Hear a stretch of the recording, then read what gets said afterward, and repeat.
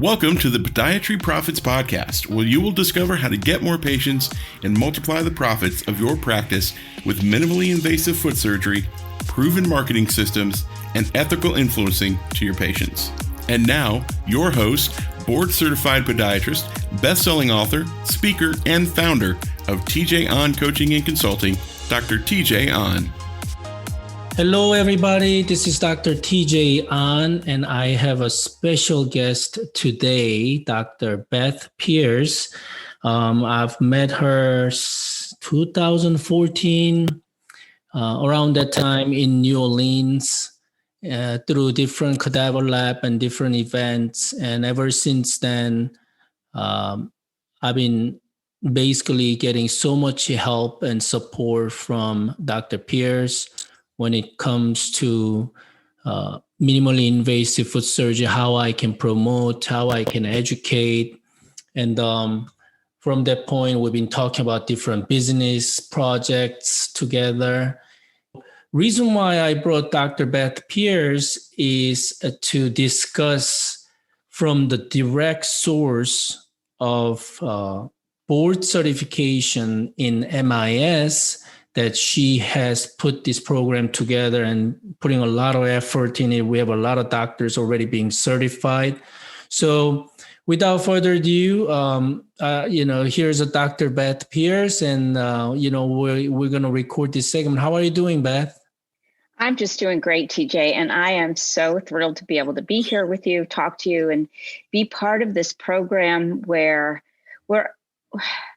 we're acknowledging that there's a challenging time in our country, in our world, and we're making progress personally and professionally with what tools that we have.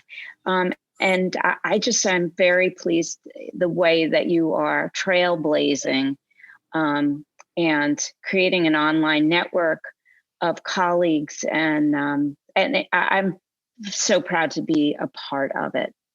Thank you so much. Oh, you're welcome. Me too. I'm so grateful that you are a part of this, my vision and mission. So, Beth, how long have you been practicing, and where you practice for people who don't know you? Yes, I practice in a small community, St. Augustine, Florida, which is in Northeast Florida. I've been practicing about 37 years. So wow. That's a big number. I've seen so many changes, and I was part of the end of a shamed MIS practicing in the 80s. And I'm so pleased to see this phoenix arising out of what was once a closet type of practice. Yeah. And now it's very, very much front and center. Obviously, orthopedic surgeons and orthopedic hardware is now coming to play. And not that I judge it or I don't, but it just shows that there's a groundswell of interest in less invasive options for all surgery, and the outcomes that we have, that you have, are extraordinarily good. And I'm so proud of the fact that you are creating a level of excellence and an online community where we can all meet. Grand rounds every Thursday night. Mm-hmm. It's a safe zone. It's a place where we can all learn about it and have experience through others. And I'm thrilled with it. And I'm just proud to still be part of making it happen for others. And okay, that so much. Anybody in your family, direct family or indirect family, podiatrist? Or involved in MIS? Very good question. Actually, yes. My uncle, who is actually more like my older brother, he's about 5 years older than I am, Dr. Henry Stark. Right. He practiced, went into podiatry school, and he was definitely the reason that I was interested in the field. he was civil engineer, got his degree and decided that was not right for him. And so went to podiatry school, and I was thrilled, and so was he with the practice. So yeah, he took a couple of years off for some health issues, but he's back into practice now, and he has his own pet way of describing small incision surgery, but he is an excellent minimally invasive foot and ankle surgeon, and I'm proud to follow in his footsteps. Yeah. So tell me, how did you come up with the idea of board certification in MIS? As you know, and for those of you who don't, I have been a member of the board of directors of ABMSP that was headed by Dr. Earl Horowitz, who has recently passed. He was an avid supporter of minimally invasive surgery and where I learned techniques. And in that board, its birth was actually to be the certification arm of what was once the academy. That, due to some political things, went awry, but our board and the academy had a loose relationship for many years. Unfortunately, it became less connected, and over the years that I regained my passion for invasive surgery, I realized that there was a tremendous gap. I'm sure it was about 2013 or 14 when you and I started to speak about it. And I felt that because our technique was different, regardless of the excellence in outcomes, the x-rays did not look the same as traditional surgery. And I felt that there was a need for a baseline of competence and experience that a certification could provide, so that when any physician who participated, who was a minimally invasive surgeon, they were not on an island, but actually part of a community. And in the unfortunate event that a chart was evaluated, they could stand on the community of MIS. And that's what my goal was, to build a community where there was respect, and that we doctors wanted to go beyond just the degree, just the license, and show this desire to practice top of the profession and to be acknowledged by a board that was recognized by national standards and international standards. Right. So it was officially rolled 2019, correct? Yes. Yeah. And I was honored to be first, the candidate got accepted. So very exciting. Yes. Yeah. And then I posted my certificate on the wall. Again, not to show off, but it just gives me additional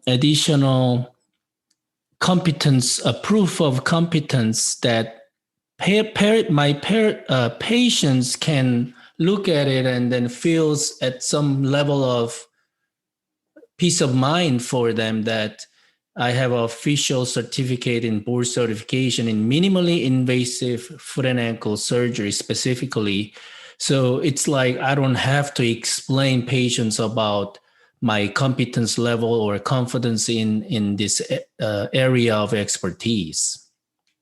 Exactly. And I think it confirms that you were willing to do that extra step.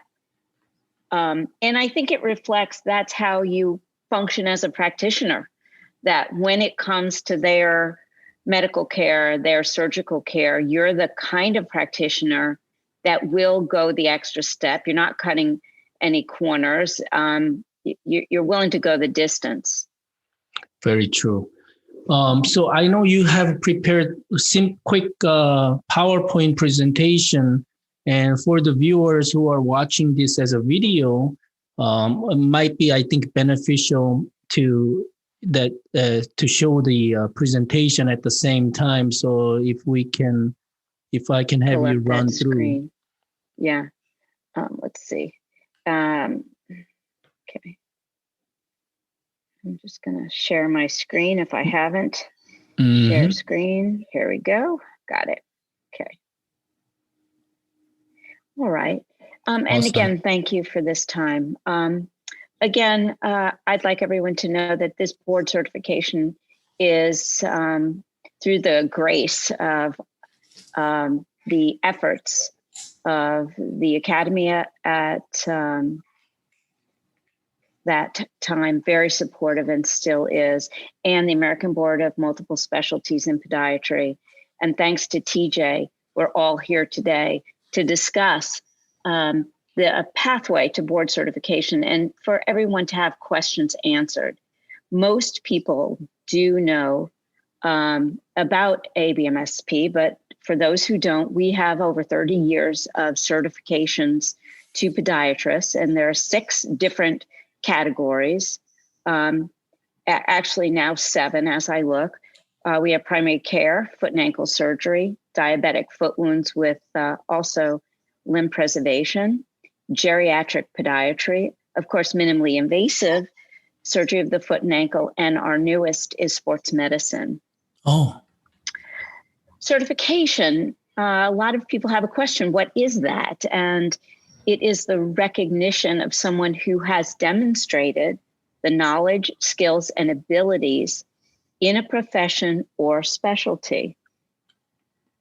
The traditional route would be as known: eligibility requirements, check; application fee, check; a multiple choice exam, check; cases, often oral and or written, check; annual dues and recertification. Alternatively, we have a similar route to certification wherein we have eligibility requirements, the application fee, and rather than a multiple choice exam, we have a portfolio of work, education, and experience for our doctors. Then, of course, annual dues and recertification. The portfolio is very important because it does show quality and experience. The eligibility requirements for this is an active license to perform foot and or ankle surgery. And for those who are not in the United States, it is in your country of origin, an active license. So this is internationally accepted. Postgraduate resume with or history showing your foot and ankle work and cases, and either 10 years of practice or fellowship or a residency. 2 letters of recommendation from fellow podiatrists or other health professionals, and of course the application and application fee. Once the application has been submitted, you can submit your portfolio, but I will tell everyone, many of our successful physicians have just submitted it all at one time, the application and the completed portfolio. The fees are $125 for the application, $350 for the portfolio, and then $125 for annual dues. Sometimes in some meetings, we have been able to give specials at meetings. Of course, right now we're not running a special, but I would ask any physician or podiatrist if they needed to know when the next special would be. We can certainly provide that for them. Application is quite simple. if you go to www.abmsp.org, you can download the candidate handbook and the application form. It will give you each step of how many cases are required, and the way that those cases need to be set up.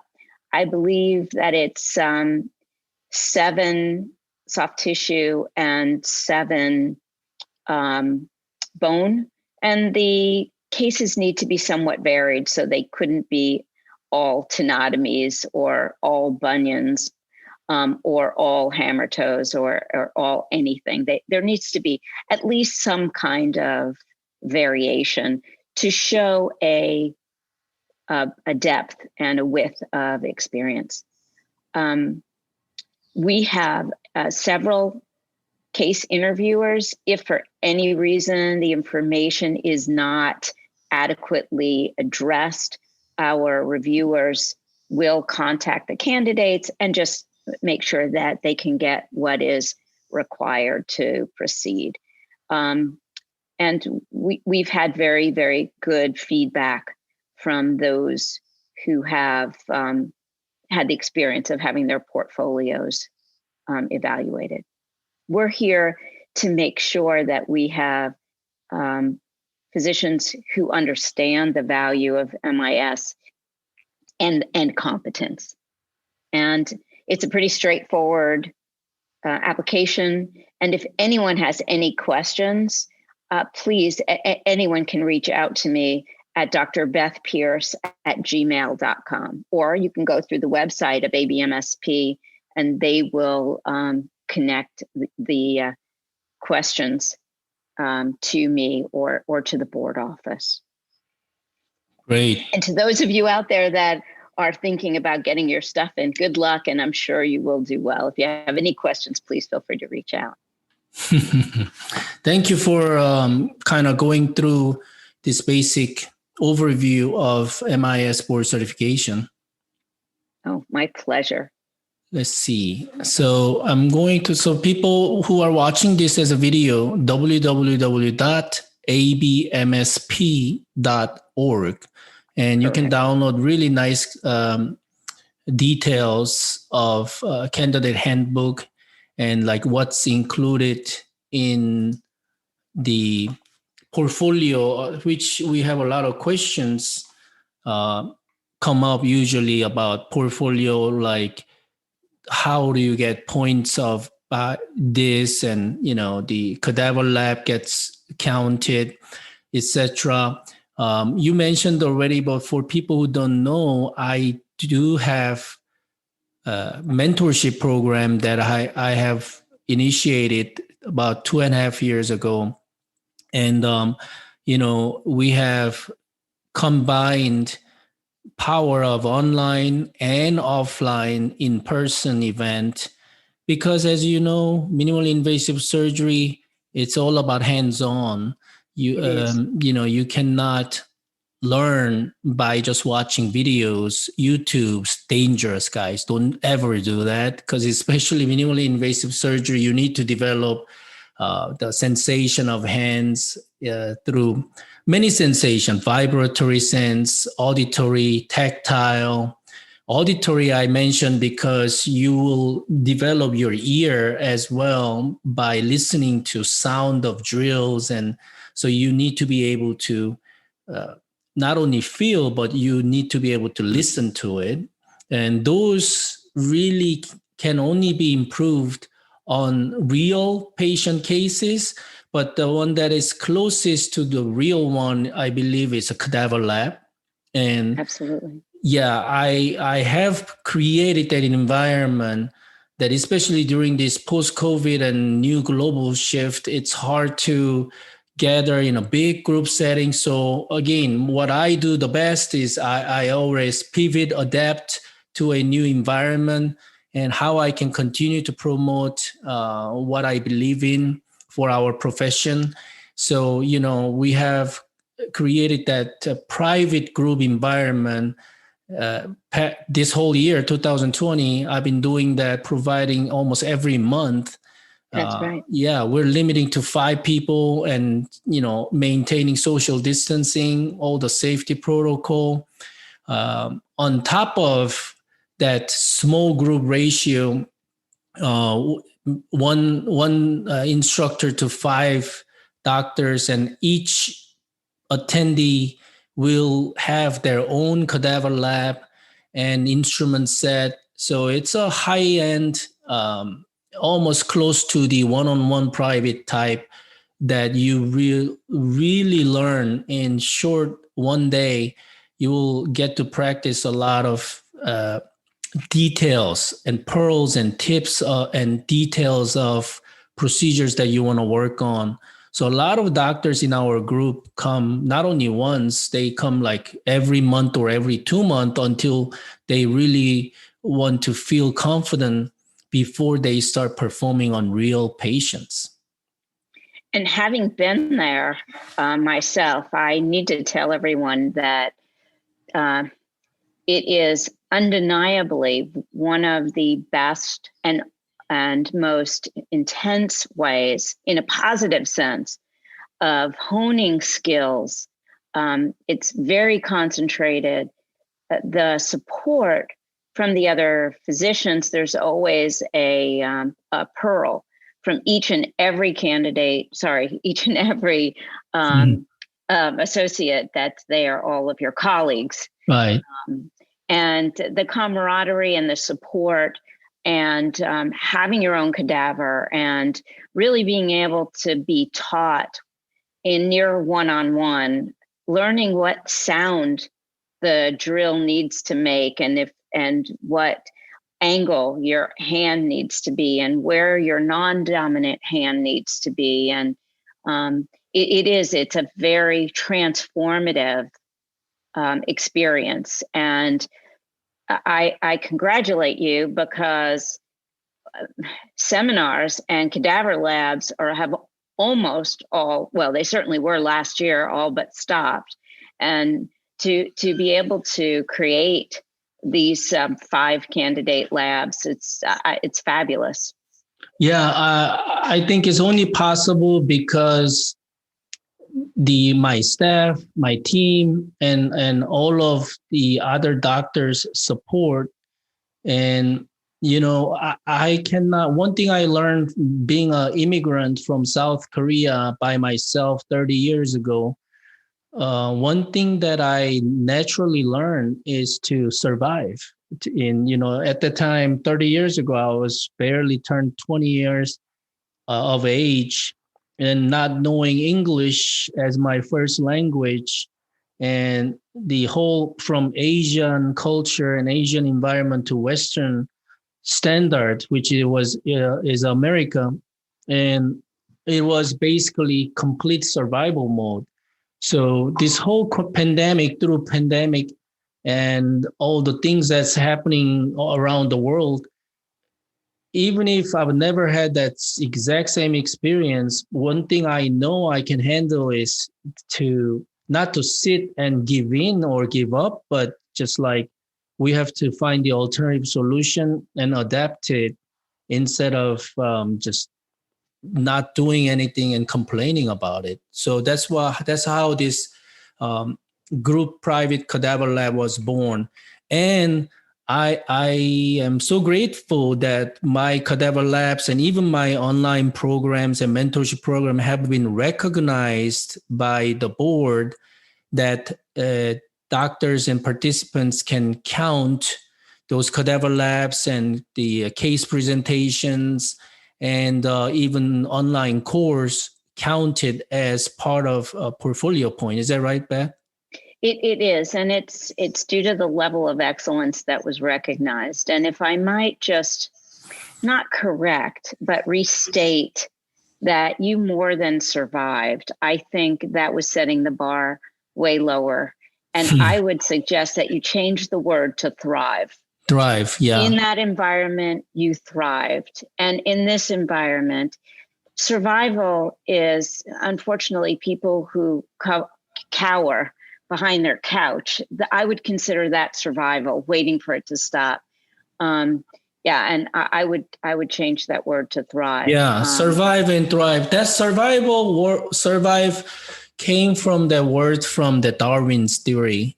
Yes, that, yes. The survival of the fittest. So I what I meant was, when environment changes, if you don't transform yourself and adapt to an environment, those species basically become extinct. So you gotta pivot and adapt, and take that as an opportunity. Always opportunity is there when it seems to be a crisis in throughout the history. So Absolutely.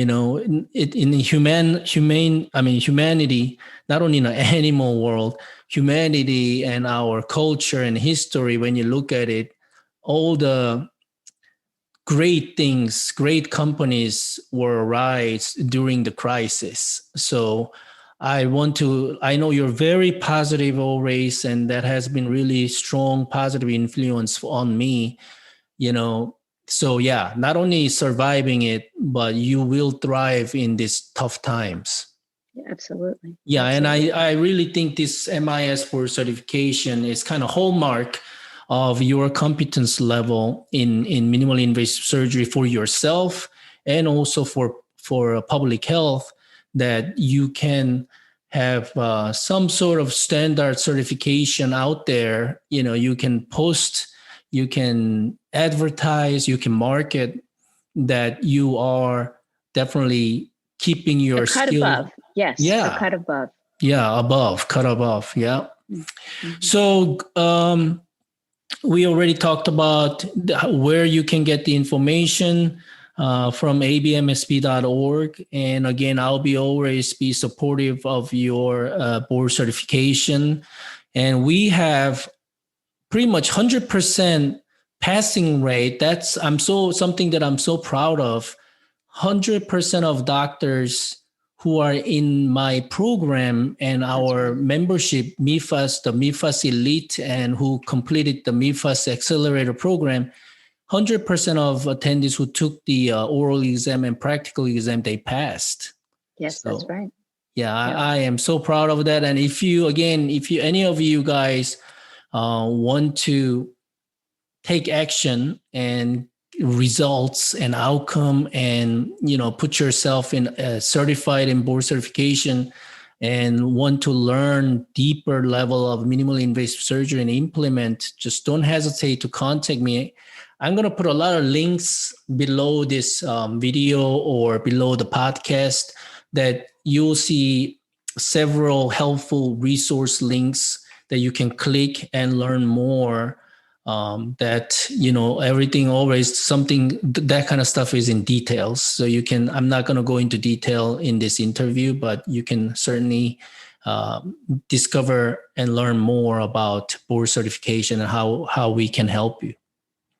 And if I might add one other thing to those who have no experience with any of your elite groups or any of your seminars, the camaraderie and the uplifting nature of this group, of that group, very unusual in this day and age, where so many are feeling lost and lonely and despondent about how can they possibly get through this, that they just don't see an option.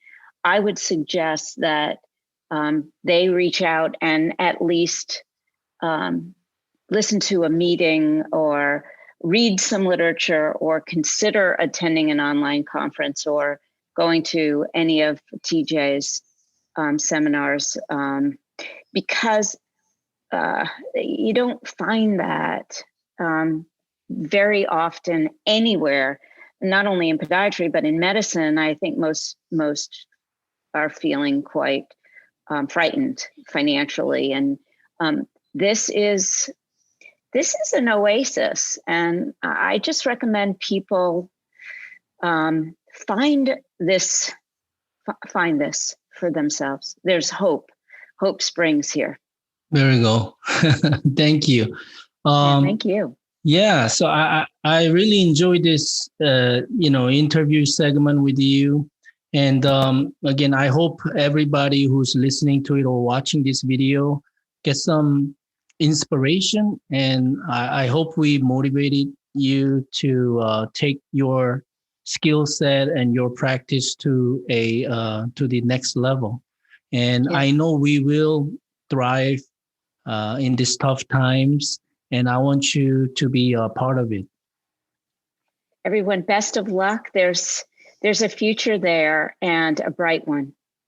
Thank you very much, Dr. Beth Pearce, as always. Dr. TJ Ahn, it is always a pleasure to be part of anything that you're involved with. Thank you. All right. Thank you, everybody. So this will end the segment.